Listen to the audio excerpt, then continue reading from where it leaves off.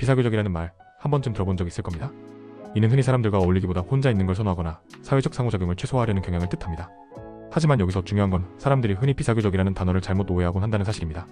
단순히 혼자 있는 걸 좋아하거나 말수가 적다고 해서 비사교적인 성격으로 단정짓는 건 큰 오해일 수 있어요. 이 주제를 조금 더 깊이 탐구해봅시다.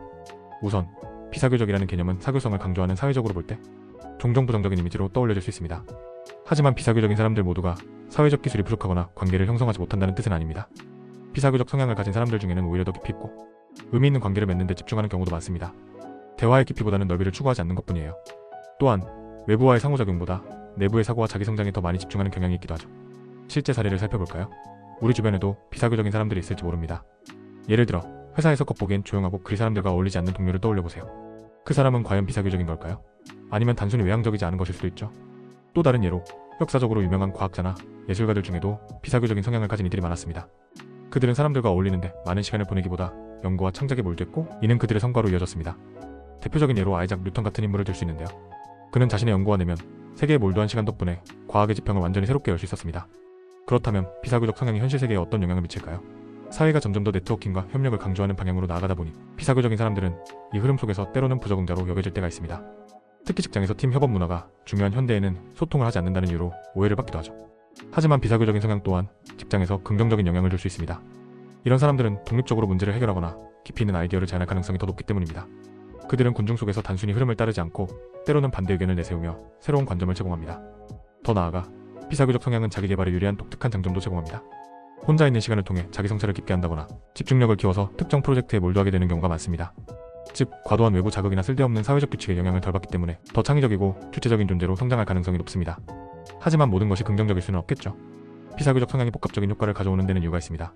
사회적으로 고립되면 때로는 외로움을 느낄 수도 있고 협력이 필요한 상황에서 어려움을 겪을 수도 있습니다. 예를 들어 사람들과의 소통이 순조롭게 이루어지지 않거나 팀워크가 요구되는 환경에서는 비사교적 성향이 단점으로 작용할 수 있습니다. 또한 고립이 장기화될 경우 정신적 스트레스나 사회적 상호작용에서의 불안을 초래할 가능성도 있습니다. 중요한 점은 비사교적 성향이 단지 한 개인의 특성일 뿐 긍정적인 면과 부정적인 면이 공존한다는 사실을 이해하는 것입니다. 결국 자신이 가진 성향을 어떻게 활용하고 발전시키는지가 중요한 관건이겠죠. 비사교적이라는 단어의 부정적인 색깔을 덜어내고 이를 삶의 한 부분으로 수용하며 성장의 기회를 만들어가는 것이 핵심이 아닐까요? 따라서 비사교적 성향은 단순히 사회적 관계를 부정하거나 회피하는 것이 아니라 자신만의 방식으로 세상과 연결되고 자극을 흡수하는 또 다른 방법일 수 있습니다. 중요한 것은 그러한 성향을 부정하거나 억제하려는 시도보다 이러한 특성을 이해하고 활용해 더 나은 방향으로 나아가는 것입니다. 자기 자신을 제대로 알고 자신의 방식대로 세상을 탐구하는 것. 결국 비사교적이라는 건 그 무엇도 아닌 개인의 선택과 자유의 영역일지도 모릅니다. 결국 비사교적이라는 성향은 단순히 부정적으로 정의될 수 없는 복잡하고도 흥미로운 인간의 특질 중 하나입니다. 현대사회는 끊임없이 연결되고 소통하는 것을 가치로 여깁니다. 그러나 때로는 이러한 흐름에 반하는 듯한 비사교적 성향이 개인의 고유한 강점이 될 수 있다는 점을 다시 한번 생각해볼 필요가 있습니다.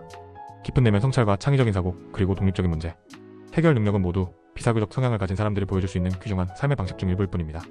결국 사회가 기대하는 방식에 자신을 억지로 끼워 맞추는 것보다 자신의 본연의 모습과 성향을 받아들이는 것이야말로 진정한 성장의 시작이 아닐까요?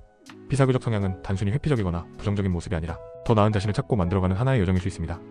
중요한 것은 이 성향이 주는 가능성을 발견하고 이를 바탕으로 자신만의 길을 걸어갈 용기를 가지는 것입니다. 당신의 내면에 집중하는 그 선택이 때로는 가장 창조적이고 강력한 행동이 될 수 있다는 점을 잊지 마세요. 그래서 비사교적인 성향에 대해 다시 생각해보면 어떨까요? 이 성향은 단순히 부정적인 사회적 꼬리표가 아니라 우리의 고유한 경험과 특성을 반영하는 하나의 부분일 수 있습니다. 자신만의 방식으로 세상을 탐구하고 내면의 질문을 깊이 들여다보는 것은 그 누구도 대신할 수 없는 특별한 능력입니다. 중요한 건 자신의 성향을 인정하고 이를 강점으로 활용하며 성장하는 것입니다. 당신이 어떤 모습이든 그 자체로 충분히 가치가 있다는 것을 기억하세요.